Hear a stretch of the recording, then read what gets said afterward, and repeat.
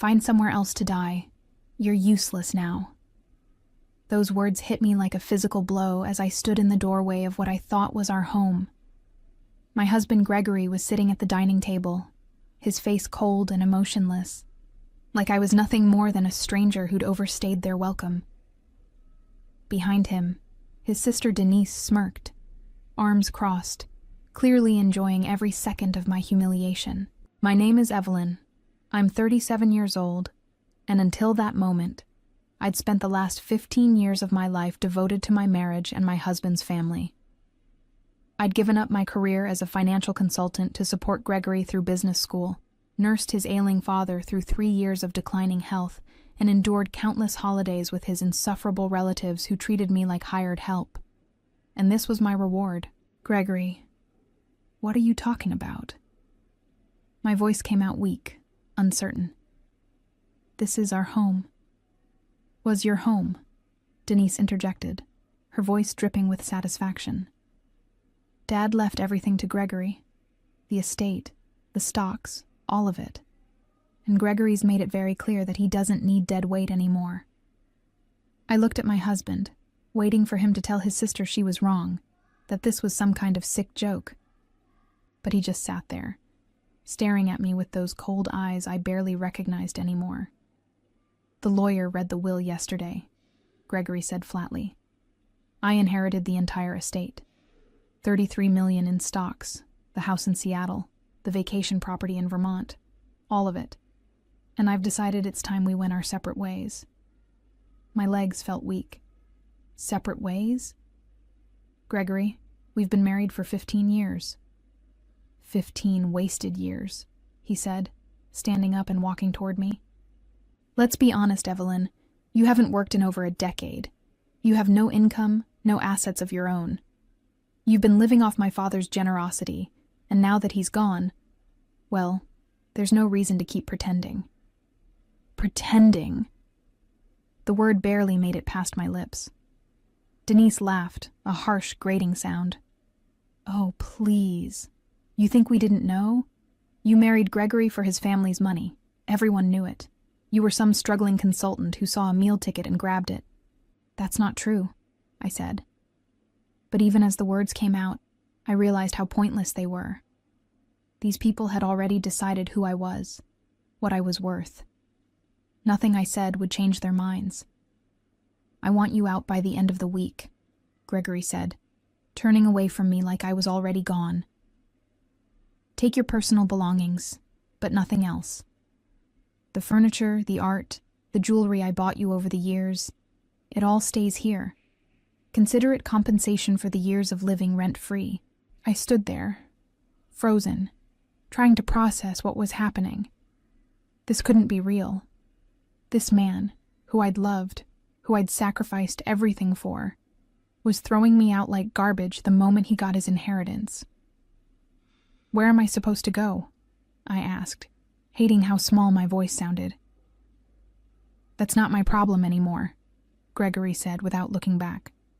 "You're smart enough. I'm sure you'll figure something out. Maybe get a job for once in your life." Denise moved closer, her smile widening. "My brother's been carrying you for years, Evelyn. Time to stand on your own 2 feet. If you even remember how." I wanted to scream at them, to fight back, to tell them exactly what I thought of their cruelty. But instead, I just turned and walked toward the bedroom, my hands shaking as I pulled out my phone. There was only one person I could think to call. "Lawrence? It's Evelyn. I need help." My lawyer, Lawrence, had been a friend since college. He'd handled the prenuptial agreement when Gregory and I got married, though back then it had seemed like a formality, something Gregory's father insisted on that we'd never need to use. "Evelyn, what's wrong? You sound upset." "Gregory just kicked me out of the house. His father died last week and left him everything. 33 million in stocks, the properties, all of it. And now he's telling me I have 24 hours to pack my things and leave." There was a pause on the other end of the line, and then Lawrence did something I didn't expect. He laughed. Not a polite chuckle, but a full, genuine laugh that went on for several seconds. "Lawrence, this isn't funny," I said, feeling tears prick at my eyes. "Oh, Evelyn," he said, still laughing. "I'm sorry, I'm not laughing at you. I'm laughing at your husband. Is he really that dumb?" "What do you mean?" "Check your email in 5 minutes. I'm sending you something that's going to make your day a lot better. Trust me on this." He hung up before I could ask anything else, leaving me standing in the bedroom with my phone in my hand, Gregory's cruel words still echoing in my head, and a tiny spark of hope beginning to flicker in the darkness. I sat on the edge of the bed, staring at my phone, waiting for Lawrence's email. The bedroom around me felt foreign now, like I was already a ghost haunting a place that no longer belonged to me. Through the door, I could hear Gregory and Denise laughing, their voices carrying down the hallway with an edge of celebration that made my stomach turn. My mind drifted back to how we'd gotten here, to all the moments I'd convinced myself were just rough patches, temporary stresses that every marriage faces.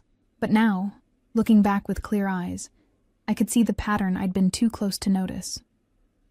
Gregory and I met at a company networking event in Minneapolis 16 years ago. I was 21, fresh out of college with a degree in finance and a job at a small consulting firm. He was 25, charming, ambitious, working at his father's investment company while finishing his MBA. His father, Walter, owned a successful portfolio management firm that had made the family wealthy, though not extravagantly so back then. I fell for Gregory quickly. He was confident, attentive, full of plans for the future. He talked about building something together, about partnership and equality. When he proposed after a year of dating, I said yes without hesitation. The problem started small. His mother, Patricia, had died when Gregory was young, and Walter had remarried a woman named Judith, who'd brought Denise into the family. Denise was 3 years younger than Gregory, spoiled and entitled, and she'd made it clear from our first meeting that she didn't think I was good enough for her stepbrother. "You're from where? Some tiny town in Montana?" she'd said at our engagement party, looking me up and down like I was wearing rags instead of the dress I'd saved for months to buy. How quaint. "I'm sure you'll adjust to our lifestyle eventually." Walter, for his part, had been kind but distant. He'd insisted on the prenuptial agreement, which I'd signed without much thought. I had nothing to protect anyway, and Gregory assured me it was just his father being cautious. The terms seemed straightforward. If we divorced, we'd each keep what we brought into the marriage, plus an equal split of any assets acquired together. What I didn't know then was that Walter had included other provisions, clauses that Lawrence had advised me about but that I'd barely read, too caught up in wedding planning and the excitement of starting my new life. After we married, I threw myself into being a supportive wife. Gregory's career was demanding, and his father expected him to prove himself at the firm before taking on more responsibility. I worked my consulting job for the first 2 years, but Gregory started complaining that I wasn't available enough, that his business dinners and family obligations required a wife who could focus on him full-time. "Evelyn, do you really need to work?" he'd asked one night after I'd missed one of his father's dinner parties because of a client deadline. "We don't need the money. My father pays me well, and it's important that you're available when I need you." I'd resisted at first, but he'd worn me down with a combination of guilt and logic. We didn't need my salary. His family expected certain things. Wouldn't I be happier without the stress of work? Finally, I'd agreed, telling myself it was temporary, that I'd go back to consulting once we had children, and they were in school. The children never came. We tried for years, went through 2 rounds of fertility treatments that were emotionally and physically exhausting. Gregory became more distant with each failed attempt, and eventually, he stopped trying altogether. "Maybe it's for the best," he'd said after the second treatment failed.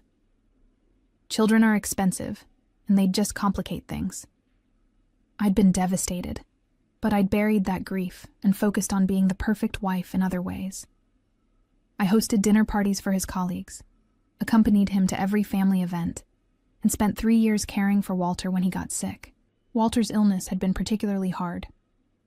Parkinson's disease had slowly robbed him of his independence, and Judith had made it clear she wasn't interested in being a caregiver. Denise was even less helpful, always too busy with her social calendar to visit, let alone help. So it fell to me.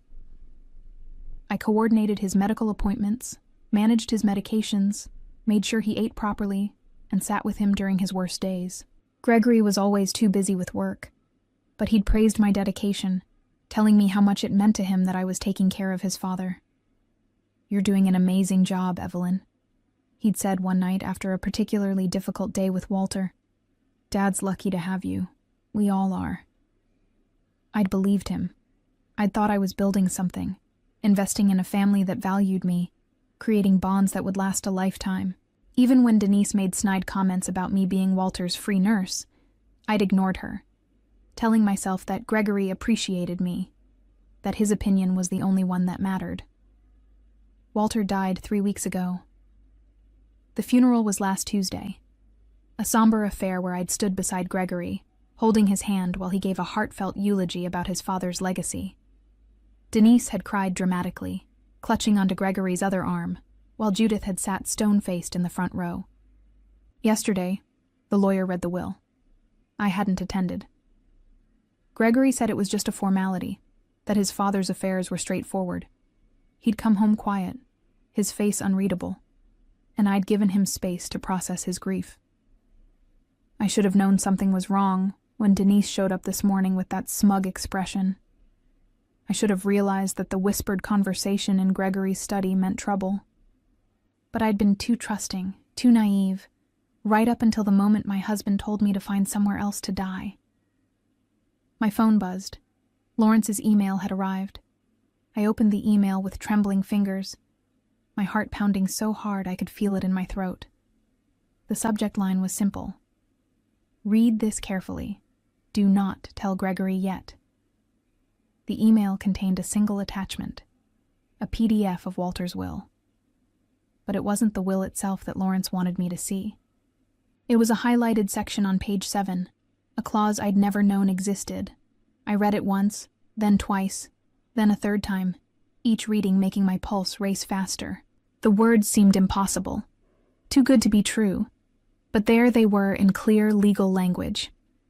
All stocks, properties, and financial assets bequeathed to Gregory Walter Thompson are subject to the following condition: any transfer, sale, or disposal of said assets exceeding $25,000 in total value within the first 2 years following the testator's death requires written approval from Gregory's spouse, Evelyn Marie Thompson, as witnessed by 2 legal parties. Failure to obtain such approval renders any attempted transaction void and triggers immediate transfer of 75% of said assets to Evelyn Marie Thompson, with the remaining 25% to be held in trust for charitable distribution.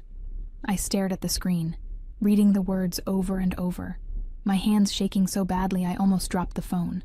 Below the highlighted section was a note from Lawrence. "Evelyn, Walter added this clause 3 years ago, right after you started taking care of him full-time. He never told Gregory because he wanted to see if his son would stay with you when he had money of his own, or if Gregory would show his true colors. Apparently, Gregory just showed his colors in spectacular fashion. Don't tell him about this yet. Let him make his moves. Every stock sale, every property transfer he tries to make without your approval will trigger the penalty clause. And trust me, a man who just inherited $33 million isn't going to sit on it. He'll start moving money immediately. Call me when you're ready to proceed. We're going to make sure your husband regrets every word he said to you today." I had to cover my mouth to keep from laughing out loud. Walter had known. Somehow that kind man I'd cared for during his illness had seen what I'd been too blind to notice. He'd seen his son's true nature and had protected me from it, even from beyond the grave. My phone buzzed again. Another text from Lawrence. "By the way, check the property deed for your house. Walter never transferred it to Gregory. It's been in a trust with you as the beneficiary since year 2 of your marriage. Your husband doesn't own the house he just kicked you out of. You do." I stood up from the bed, my legs steadier now. The weakness I'd felt earlier replaced by something else entirely. Clarity. Purpose.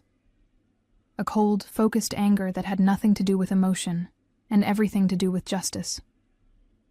Through the door, I could hear Gregory on the phone, his voice loud and excited. "Yeah, I know. Finally free. I'm already talking to a broker about selling some of the stock. Going to buy that boat I've had my eye on." No. She'll be gone by the weekend. Good riddance." I walked quietly down the hallway, staying out of sight, listening as Gregory continued his call. Denise was in the kitchen, also on her phone, her voice carrying through the open door. "It's about time," she was saying. "Gregory's been wanting to dump her for years, but Dad kept guilt-tripping him about how much she did for the family. Well, Dad's gone now, and so is the dead weight. We're finally free to enjoy the money the way we should." I slipped back into the bedroom and pulled out my suitcase, deliberately making noise as I opened drawers and started packing. Let them think they'd won. Let them believe I was defeated, broken, ready to slink away into whatever sad future they'd imagined for me. My phone buzzed with another message from Lawrence. "Just got word from a contact at Gregory's brokerage firm. He's already initiated a sale of $5 million worth of stock. Set to clear tomorrow afternoon. That's well over the threshold. The moment that sale completes without your written approval, the penalty clause triggers. Everything transfers to you. I'm drawing up the paperwork now." I typed back quickly. "How long do I have to stay quiet about this?" "As long as you want. The clause is ironclad. The more transactions he makes, the more violations he racks up. But I'd recommend letting him make at least one major sale before we drop the hammer. Makes the legal case absolutely bulletproof. Plus, it'll be more satisfying when he realizes what he's done." I looked around the bedroom at all the expensive furniture, the designer bedding, the art on the walls that Gregory had bought to impress his colleagues. None of it mattered. None of it had ever mattered. What mattered was that I'd loved someone who'd never loved me back, who'd seen me as nothing more than useful until I wasn't anymore. But Walter had seen more. Walter had known that the son he'd raised was capable of cruelty, and he'd made sure there would be consequences. He'd protected me when I hadn't even known I needed protecting. I zipped up my suitcase, my movements calm and deliberate. I'd take a few days' worth of clothes, my personal items, and leave everything else behind. Let Gregory think he'd won. Let him celebrate his freedom and his inheritance. Let him start spending money that wasn't actually his anymore. And then, when the time was right, when he'd committed enough violations of that clause to make the transfer of assets absolutely uncontestable, I'd show him exactly what his cruelty had cost him. I walked out of the bedroom with my suitcase, passing Gregory in the hallway. He looked at me with something like satisfaction, like he'd just taken out the trash. "Smart choice," he said. "I knew you'd see reason." I smiled at him, a real smile that probably confused him. "Oh, Gregory," I said softly. "You have no idea how much I'm going to enjoy the next few days." I left him standing there looking puzzled, walked out the front door and drove away from the house, my phone already dialing Lawrence's number. The real story was just beginning. I checked into a modest hotel in downtown Seattle, not because I couldn't afford better, but because I wanted Gregory to think I was struggling. Lawrence had advised me to keep a low profile, to let Gregory believe his plan was working perfectly, while we documented every move he made. "The psychology here is important," Lawrence had explained over the phone that first night. "Your husband thinks he's gotten away with something. He's going to act accordingly. And every action he takes without your approval is another nail in his coffin." I sat on the hotel bed, my laptop open, watching as Lawrence sent me screenshots of Gregory's financial activity. He had contacts at the brokerage firm, people who owed him favors, and were more than willing to provide information about transactions that would soon be very relevant to a legal case. The $5 million stock sale had cleared that afternoon, just as Lawrence predicted. Gregory had immediately transferred the money to his personal account and made several purchases: a down payment on a yacht, a new luxury car, and a $50,000 watch I recognized from a magazine he'd been looking at for months. "He's not wasting any time," I murmured, scrolling through the documentation. "They never do," Lawrence replied. "Men like Gregory, They think money makes them invincible. They think they can do whatever they want without consequences. My phone rang. It was Gregory. I let it go to voicemail, then listened to the message he left. Evelyn, we need to talk about the divorce. I'm willing to be generous, give you $50,000 to help you get on your feet. But I need you to sign the papers quickly. My lawyer's drawing them up now. Let's handle this like adults, okay? Call me back. $50,000 out of $33 million. The generosity was stunning. I called Lawrence instead. He wants me to sign divorce papers, offering me $50,000. Lawrence laughed again, that same delighted sound from yesterday. Let him send them. We'll review them, find every mistake, every lowball tactic. Meanwhile, he keeps spending money that's already legally yours. This just gets better and better. The next day, Gregory's lawyer sent over the divorce papers. Lawrence and I went through them in his office, a sleek space in downtown Seattle, with a view of the harbor that reminded me of everything I'd given up when I stopped working. This is insulting, Lawrence said, flipping through the pages. He's claiming you contributed nothing to the marriage, that all assets are his separate property, and that $50,000 is more than fair compensation for 15 years of your life. Can he actually argue that? He can argue anything he wants. Doesn't mean a judge will agree. But here's what's interesting. Lawrence pointed to a clause in the paperwork. He's asking you to waive all claims to Walter's estate, which means he knows on some level that you might have a claim. He's trying to get you to sign away rights you don't even know you have. What do I do? Nothing yet. Let him think you're considering it. Meanwhile, we gather more evidence. Has he made any other large transactions? I pulled out my phone and showed him the latest screenshots. Gregory had sold another $3 million in stock that morning and was in negotiations to buy a property in Los Angeles, a beachfront condo that Denise had apparently convinced him would be a good investment. He's also planning a trip to Europe, I added. First-class flights for him and Denise. 2 weeks in Paris, Rome, and Barcelona. Cost about $30,000 for the whole thing. Lawrence leaned back in his chair, a satisfied smile on his face. Evelyn, your husband is an idiot. Every transaction over $25,000 total requires your approval. He's already made multiple violations. We could trigger the penalty clause right now if we wanted. But you said to wait. I did. And I still think we should. Let him get comfortable. Let him spend more money, make more plans. The deeper he gets, the more devastating it'll be when everything comes crashing down. Plus, his lawyer is clearly incompetent if they didn't catch the approval clause in the will. That works in our favor. I thought about Gregory on that yacht he'd bought, sailing around with Denise, celebrating his freedom while I sat in a hotel room, supposedly broken and defeated. The image should have hurt, but instead it just made me angry. A cold, calculating anger that sharpened my focus. How long do we wait? I asked. Until he's pot committed, as they say in poker. Until he's spent and committed so much money that losing it all will destroy him. My guess? Give it 2 weeks. Let him take that Europe trip. Let him really settle into his new life. Then we drop the hammer. I nodded slowly. And in the meantime? In the meantime, you play the part of the defeated ex-wife. You stay in this hotel. You look sad when you go out in public. You let mutual friends think Gregory broke your heart. And you document everything. Every conversation, every text message, every social media post where he or Denise brag about the inheritance. It all becomes evidence. Over the next week, I did exactly as Lawrence advised.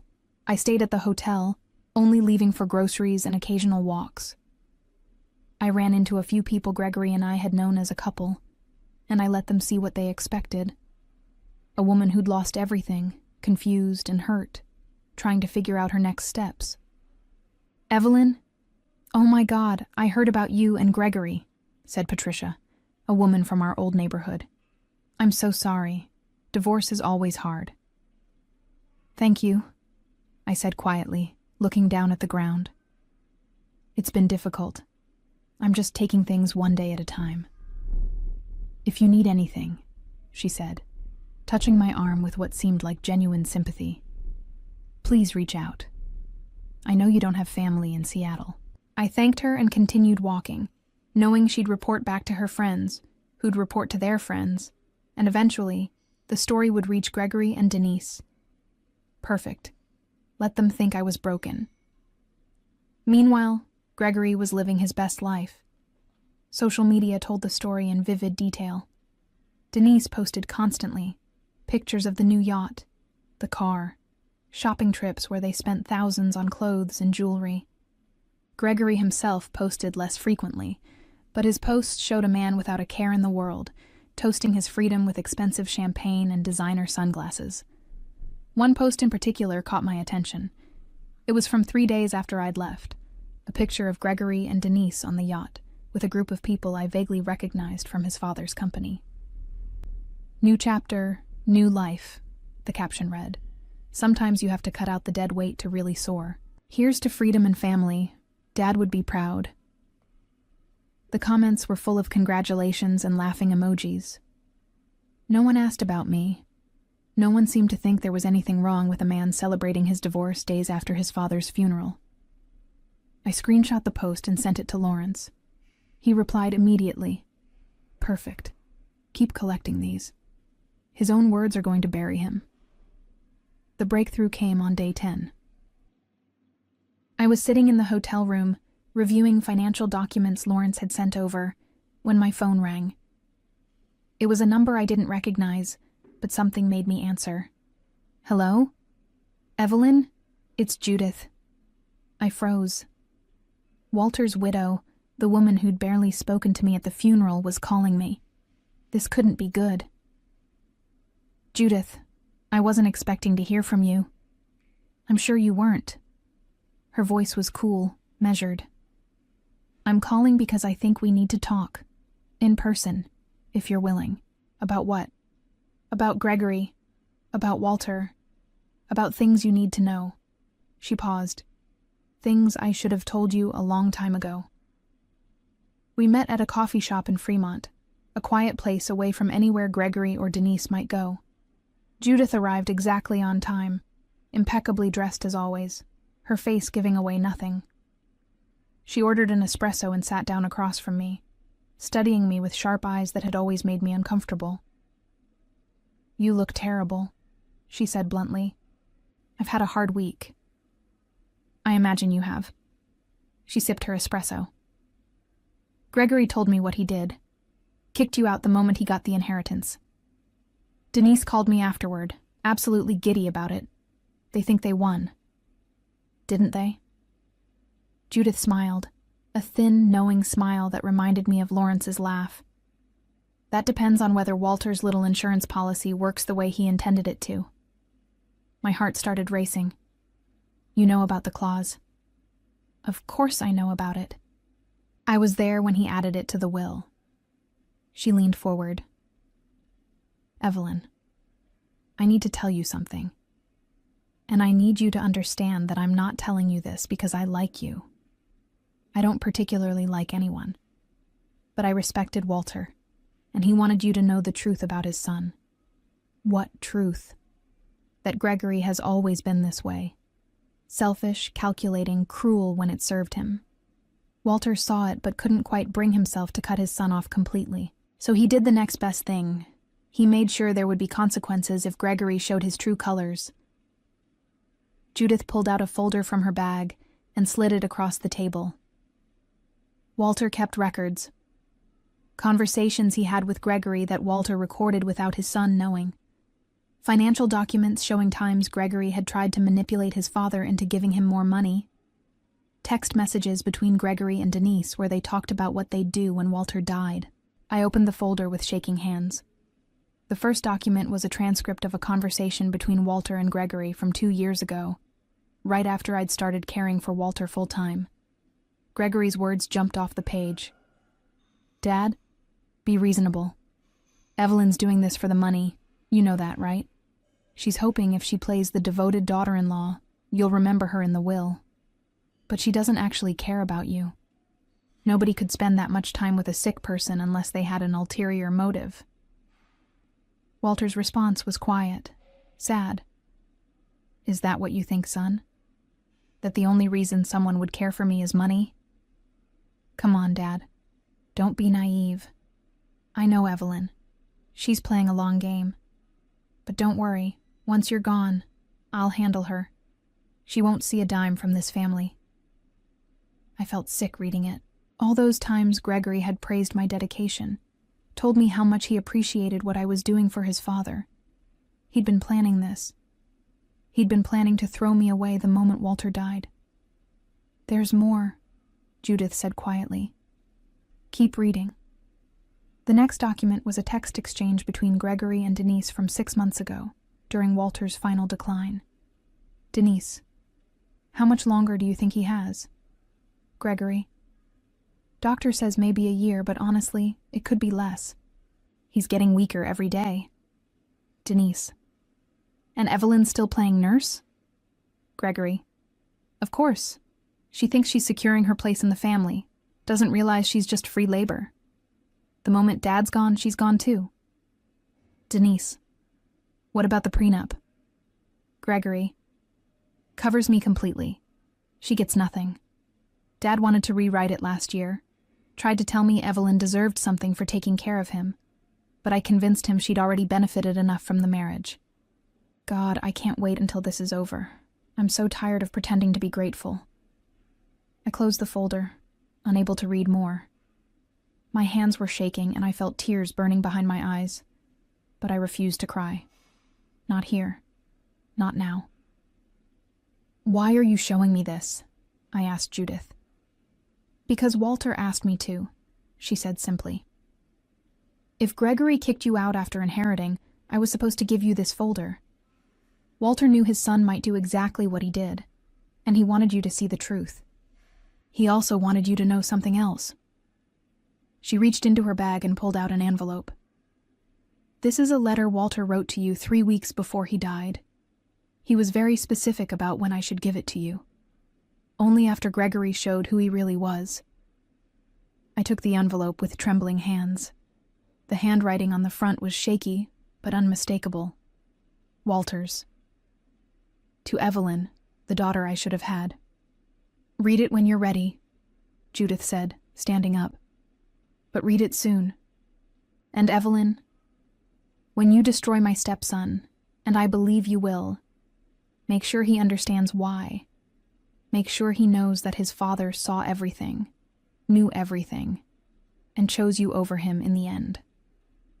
She left before I could respond, leaving me sitting in the coffee shop with a folder full of betrayals and a letter I wasn't sure I was ready to read. I made it back to the hotel before opening the letter. My hands shook as I unfolded the single page, covered in Walter's familiar handwriting, weaker than it used to be, but still legible. My dear Evelyn, it began. If you're reading this, it means my son has done what I feared he would do. He has shown you the cruelty I always suspected lived in his heart, but hoped I was wrong about. I am sorry you had to experience that. You deserved so much better. You must know something. Everything you did for me these past 3 years, you did for someone who saw you clearly. I knew you weren't caring for me out of obligation or calculation. I knew you were doing it because you have a kind heart, because you wanted to help, because you believed in family and loyalty. Those are qualities my son never had and never valued. I have made arrangements to protect you. By the time you read this, you will have learned about the clause in my will. Use it. Don't feel guilty about taking what Gregory thinks is his. He doesn't deserve it, and he certainly doesn't deserve you. There's something else you should know. The house you're living in, the one Gregory just kicked you out of, I transferred it to a trust with you as the sole beneficiary 2 years ago. I never told Gregory. He thinks he owns it, but he doesn't. You do. Everything in it, every piece of furniture and art and jewelry, legally belongs to you. Let him try to sell it. Let him learn what happens when you steal from someone who actually has rights. Live well, Evelyn. Find happiness. And know that somewhere, I'm watching over you. proud of the strength you're about to show. With love and respect, Walter. I read the letter 3 times, tears streaming down my face. Not tears of sadness, but of something else entirely. Vindication. Validation. The knowledge that someone had seen me, truly seen me, and had thought I was worth protecting. I called Lawrence immediately. "I have more evidence," I said. "A lot more. And I think it's time we stopped waiting." Lawrence came to the hotel within an hour of my call. I showed him everything. Judith's folder, Walter's letter, and the new financial statements showing Gregory had now spent over $8 million in less than 2 weeks. "This changes everything," Lawrence said, flipping through the documents. "With Walter's letter and these recordings, we can prove Gregory knew he was supposed to have your approval for major transactions. This isn't just a violation of the will's terms anymore. This is deliberate fraud." "What do we do now?" "Now we go nuclear. We file an emergency petition with the court to freeze all of Gregory's accounts pending a full review of his transactions. We present this evidence showing he violated the terms of the will, and we demand immediate transfer of assets per the penalty clause. And we file for divorce on your terms, with full documentation of his fraud and emotional abuse." "How long will it take?" "To file. I can have everything ready by tomorrow morning. To get a ruling, the emergency freeze should happen within 48 hours once a judge sees this evidence. The full asset transfer might take a few weeks, but Gregory won't be able to touch another penny once that freeze is in place." I thought about Gregory on his yacht, probably planning his Europe trip, completely unaware of what was coming. "There's one more thing. Walter said in his letter that the house is mine, in a trust." Lawrence's eyes lit up. "Do you have documentation of that?" "Walter mentioned it, but I don't have papers." "I'll pull the property records. If Walter transferred it to a trust with you as beneficiary, there will be a paper trail." He typed quickly on his laptop. "What's the property address?" I gave it to him and watched as he navigated through various databases. After a few minutes, he smiled. "Found it. The house was transferred to the Walter Thompson Family Trust 3 years ago. You're listed as the sole beneficiary. Current market value is about $2.3 million. Gregory doesn't own any part of it. He's living there right now. Not for long. We'll include an eviction notice with the other filings. Technically, he's been squatting in your house since Walter died." Lawrence leaned back, looking more satisfied than I'd ever seen him. "Evelyn, do you understand what we have here? We can prove Gregory violated the will's terms multiple times. We can show he defrauded you of your property rights.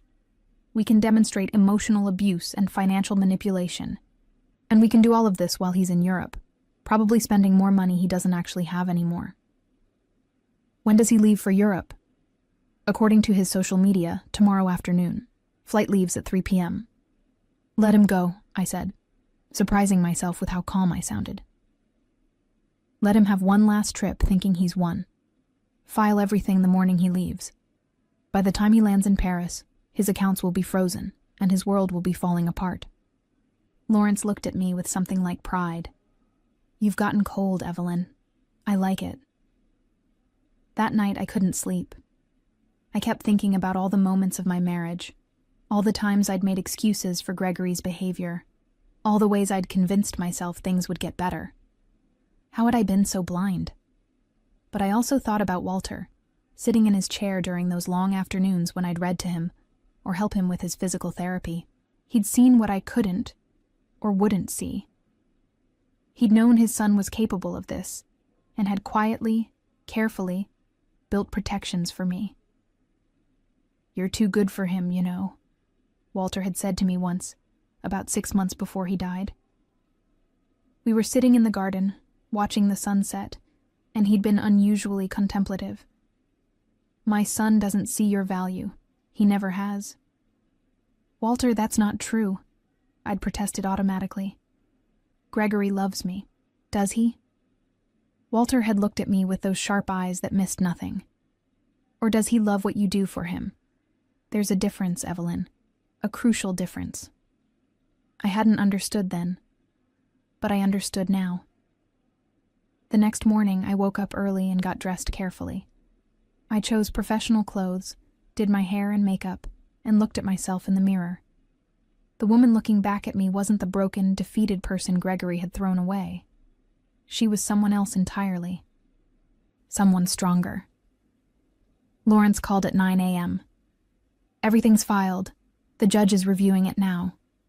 Given the evidence, I expect we'll have the freeze order by this afternoon. Gregory's flight leaves at 3. Perfect timing. He'll be in the air when his world ends. I spent the morning in a strange state of calm. I went for a walk, got coffee, and sat by the water, watching boats go by. Around 2 p.m., I checked Gregory's social media. He'd posted a photo from the airport, him and Denise with their luggage, big smiles, expensive sunglasses, the caption reading, "Paris, here we come, living the dream." The comments were full of envious friends wishing them well.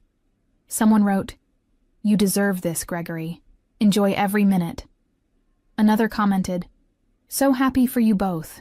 Your dad would be proud." At 2:45 p.m., my phone rang. Lawrence. The freeze order came through. Every account in Gregory's name is locked. His credit cards are canceled. His brokerage accounts are frozen. And the best part? The court is demanding he appear for a hearing in 3 days to show cause why the penalty clause shouldn't be enforced. If he doesn't appear, or if he can't prove he had your approval for those transactions, the automatic transfer happens immediately.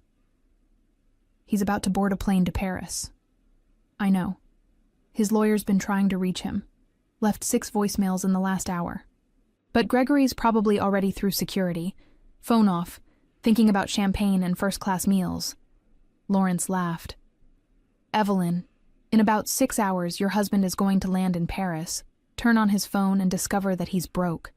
Completely, totally broke. He won't be able to pay for his hotel, his meals, anything.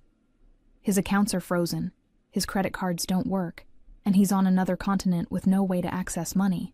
I thought about Gregory and Denise arriving at their luxury hotel, exhausted from the flight, trying to check in, only to have their credit card declined.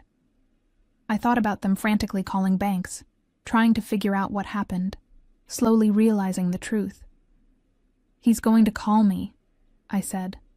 "Oh, he's definitely going to call you. What are you going to say?"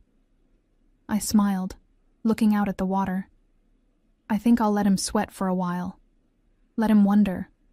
Let him panic. And then, when he's really desperate, I'll answer and tell him exactly what he told me. To find somewhere else to die because he's useless now." "Cold," Lawrence said again. "Very cold." "No," I corrected him. "Just fair." Gregory's first call came at 11 p.m. Seattle time, which meant it was 8 a.m. in Paris.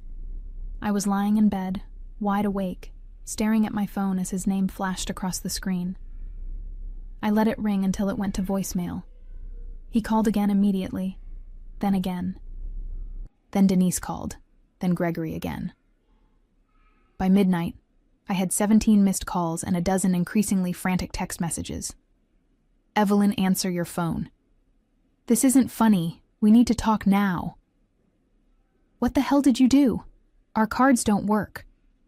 Call me back immediately. This is serious." I screenshot each message and sent them to Lawrence, who was apparently also still awake. "Perfect," he texted back. "Let him spiral. The longer he panics, the worse decisions he'll make." At 12:30 a.m., my phone rang again. This time it was a FaceTime call from Gregory. Against my better judgment, or maybe because I wanted to see his face when he realized what had happened, I answered. Gregory looked terrible. He was in what appeared to be the hotel lobby, his hair messy, his expensive shirt wrinkled, his face red and sweating. Behind him, I could see Denise pacing back and forth, talking rapidly on her own phone. "Evelyn, what the hell is going on?" He didn't even bother with a greeting. "Our accounts are frozen, all of them. The hotel is threatening to kick us out because our card was declined. My credit cards don't work. Nothing works. Did you do this?" I looked at him calmly, taking in every detail of his panic. "Hello, Gregory. How's Paris? Don't play games with me. Answer the question. Did you do this? Did I freeze your accounts? No. I don't have that power. Only a court can freeze accounts." His face went even redder. "A court? What are you talking about? Why would a court freeze my accounts?" "Well," I said slowly, enjoying every second, "it might have something to do with the $8 million you've spent in the last 2 weeks without my approval." "Your approval? What are you talking about? That's my money. My father left it to me." "Actually, he left it to you with conditions. Conditions you violated the moment you sold that first batch of stock without my written consent." I smiled at him. "Did you even read the full will, Gregory? Or did you just skip to the part where you got all the money?" I could see the exact moment understanding began to dawn. His face shifted from angry to confused to horrified in the space of 3 seconds. "There's no condition," he said, but his voice was uncertain now. "My lawyer reviewed everything. He said it was all mine." "Your lawyer is an idiot. Page 7 of the will, Gregory. Any transaction over $25,000 requires my written approval. You've made multiple transactions totaling $8 million. Without my approval, that triggers the penalty clause." "What penalty clause?" "The one that transfers 75% of everything your father left you directly to me. The yacht you bought? Mine. The car? Mine. The watch? Mine. And that property you're closing on in Los Angeles next week? That sale is void, which means you're about to breach a contract you can't fulfill. Hope you have a good lawyer, because you're going to need one." Gregory's face had gone from red to white. "You're lying. This is some kind of trick. Check your email. My lawyer sent all the documentation to your lawyer about 6 hours ago, right around the time you were boarding your flight. Funny how that worked out." "This is insane. You can't do this. That money is mine." "Was yours. Past tense. And Gregory, about the house you kicked me out of, that's mine too. Has been for 3 years. Walter put it in a trust with me as the beneficiary. You've been living in my house planning to sell my property. That's called theft." Denise had stopped pacing and was now standing next to Gregory trying to see the screen. I could hear her voice, shrill and panicked. "What is she saying? What does she mean the house is hers?" "There's an eviction notice being served today," I continued. "You have 72 hours to remove your belongings from my property. Anything left after that becomes mine by default. Oh, and I'm changing the locks, so don't bother trying to sneak in." "Evelyn, wait. Let's talk about this." Gregory's voice had changed completely, the arrogance gone, replaced by desperation. "We can work this out. I made a mistake. I shouldn't have said those things to you. I was grieving. I wasn't thinking clearly. You seemed pretty clear-headed when you told me to find somewhere else to die. I didn't mean that. Come on, we've been together 15 years. That has to count for something. It counted for $50,000, remember? That's what you said my 15 years of marriage were worth. 50,000 out of 33 million. Very generous of you. I'll give you more. We'll split everything 50-50. Just call your lawyer and tell him to unfreeze the accounts." I laughed, genuinely amused. "Gregory, you don't understand. It's not my decision anymore. You violated the terms of the will. The penalty clause is automatic. The court has already ruled. By the end of next week, 75% of everything will be transferred to me. The other 25% goes to charity. You get nothing." "Nothing? That's not fair. My father wanted me to have that money." "Your father wanted you to have that money if you proved you deserved it. You didn't. You proved exactly what he was afraid you'd prove, that you're selfish, cruel, and stupid. You can't do this." Denise had grabbed the phone from Gregory, her face filling the screen, twisted with rage. "You're nothing but a gold digger. You manipulated Walter when he was sick, poisoned him against his own family." "Really? Is that what you think?" I kept my voice calm, which seemed to infuriate her more. "Denise, I have recordings. Your stepfather recorded conversations with Gregory, where your brother literally called me a gold digger who was only caring for Walter to get money. Want me to play them for you?" Her face went pale. "I also have text messages between you and Gregory where you talked about how you couldn't wait for Walter to die so you could spend his money. Want me to read those aloud? Or should I just submit them as evidence in the fraud case?" "Fraud case?" Gregory had taken the phone back, his voice cracking. "What fraud case?" "The one where you knowingly violated the terms of the will, attempted to sell property you didn't own, and tried to defraud me of my legal rights. My lawyer is very thorough, Gregory. Very thorough." I could see panic setting in now, the reality of what he'd done finally sinking through his arrogance. "Evelyn, please. I'm begging you. Don't do this. I'll do anything. What do you want? Just name it." "What do I want?" I pretended to think about it. "I want you to feel exactly what I felt when you told me I was useless and kicked me out of my own home. I want you to experience the humiliation, the fear, the uncertainty of having everything taken away by someone who's supposed to love you. And you know what, Gregory? You're going to feel all of that, starting right now." "How are we supposed to get home?" Denise screamed in the background. "We don't have any money. Our cards don't work." "That sounds like a you problem. Maybe you should have thought about that before you celebrated kicking me out of my house." I paused. "Oh, and Gregory? Your return flight? The one you booked with that credit card that no longer works? It's been canceled. You're stuck in Paris with no money, no credit, and no way home. Enjoy the city of light. You can't leave us here. Can't I? Watch me." I smiled. "You told me to find somewhere else to die. Well, here's my suggestion. Figure it out yourself. You're smart, you're resourceful, you'll manage. Or you won't. Either way, it's not my problem anymore." I ended the call before he could respond, and immediately blocked both their numbers. My hands were shaking, but not from fear or sadness. From pure, undiluted satisfaction. My phone rang again almost immediately. "Lawrence, please tell me you recorded that call. Every second. You're my favorite client ever. That was beautiful. Cruel, but beautiful." Over the next few days, the situation unfolded exactly as Lawrence had predicted.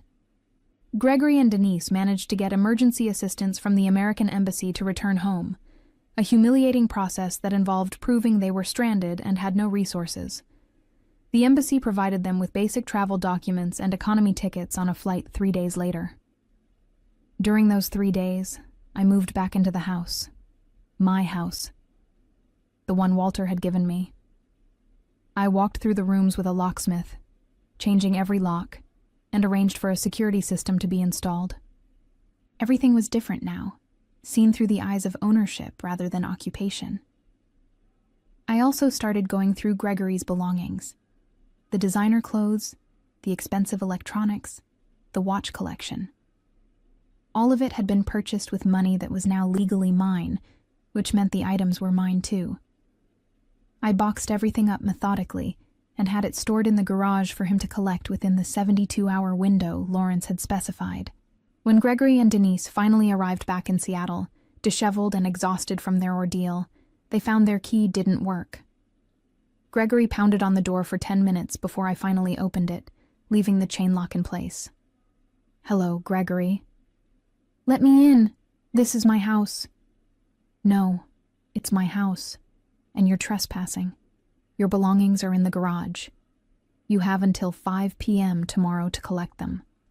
After that, anything remaining becomes my property." "Evelyn, please."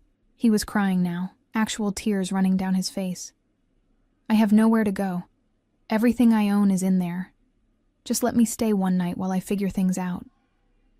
You told me I had 24 hours to pack and leave.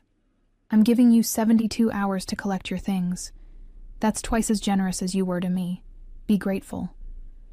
Denise pushed forward, trying to see past me into the house. "This is insane. You can't keep us out of our own home. It's not your home. It never was. And if you don't leave my property in the next 60 seconds, I'm calling the police for trespassing. I closed the door on their protests and walked back to the kitchen, where Lawrence was waiting with a glass of wine and an enormous smile. "How do you feel?" he asked. "Honestly, I feel free." The next morning, Gregory's lawyer called Lawrence requesting a meeting. They wanted to negotiate, to find some compromise that would let Gregory keep at least some of the inheritance. "Tell them no," I said when Lawrence asked for my input. "The will's terms are clear. He violated them. He gets nothing." "You're sure? They might drag this out in court." "Let them. We have recordings, text messages, social media posts, and Walter's own words. They have nothing but Gregory's entitlement." The court hearing happened 2 weeks later. Gregory showed up looking haggard, wearing a suit I recognized as being at least 5 years old, clearly the only one he still owned that I hadn't boxed up. His lawyer, a nervous man named Howard who clearly knew his client was doomed, tried to argue that Gregory hadn't understood the terms of the will, that the clause requiring my approval was unclear, that the penalty was too severe. The judge, a woman in her 60s named Beverly Harrison, listened with increasing impatience as Howard stumbled through his arguments. Finally, she held up her hand. "Mr. Howard, let me make sure I understand your position. Your client inherited $33 million with one simple condition: get his wife's approval for large transactions. Is that correct?" "Yes, Your Honor, but..." And instead of following that condition, he kicked his wife out of the house, told her she was useless, offered her $50,000 to go away quietly, and then spent $8 million on luxury items while attempting to force her to sign away her legal rights. Is that also correct?" "Your Honor, my client was grieving." "Your client was an idiot." Judge Harrison looked at Gregory with undisguised contempt. "Mr. Thompson, your father left you a fortune with one string attached. One condition designed to ensure you treated your wife with respect and consideration. You couldn't manage even that minimal requirement. The penalty clause is clear, legally sound, and will be enforced in full. 75% of all assets from Walter Thompson's estate will be transferred to Evelyn Thompson within 30 days. The remaining 25% will be distributed to the charities specified in the will. Do you understand?" Gregory looked like he might be sick. "Your Honor, please. I made a mistake. I'm sorry. Just give me another chance." "Another chance to do what? To spend more money you don't have? To treat your wife with more contempt?" "No, Mr. Thompson. You had your chance, and you squandered it spectacularly. This court finds that you knowingly and deliberately violated the terms of Walter Thompson's will. The penalty clause is activated. Case closed." She banged her gavel, and just like that, it was over. Gregory tried to approach me as we left the courtroom, but Lawrence stepped between us. "My client has nothing to say to you. All future communication goes through me." "Evelyn, please," Gregory's voice echoed down the hallway. "We can still fix this. I love you. I never stopped loving you." I turned back to look at him one last time. He looked broken, desperate. Nothing like the confident man who'd kicked me out of my house 2 months ago. I felt nothing. No satisfaction, no pity, no anger. Just a vast, peaceful emptiness where my love for him used to be. "You never loved me, Gregory. You loved what I did for you. There's a difference. Your father tried to teach you that. It's not my job to keep trying." I walked away and didn't look back. The asset transfer took exactly 30 days, just as Judge Harrison had ordered. I watched the numbers appear in my accounts. The stocks, the sale proceeds from the yacht and car Gregory had bought, the value of everything he'd purchased with what was now my money. The total came to $24 million after legal fees and the charitable distributions. The house in Los Angeles that Gregory had tried to buy. The sale was voided, and he was sued for breach of contract. He settled for $200,000 he didn't have, putting him significantly in debt. The yacht, the car, the watch. Everything was sold at auction to pay his creditors. Denise blamed him for everything, claiming he'd promised to take care of her financially once he got the inheritance. Their relationship, which had been so united against me, fell apart completely when the money disappeared. She moved out of state and, from what I heard through mutual acquaintances, refused to speak to him. Gregory ended up moving into a small apartment in Tacoma, working a middle management job at a logistics company that one of his father's old friends had helped him secure out of pity. His social media went silent. The friends who'd congratulated him on his freedom disappeared when he could no longer afford to socialize with them. I sold the Seattle house eventually. Too many bad memories.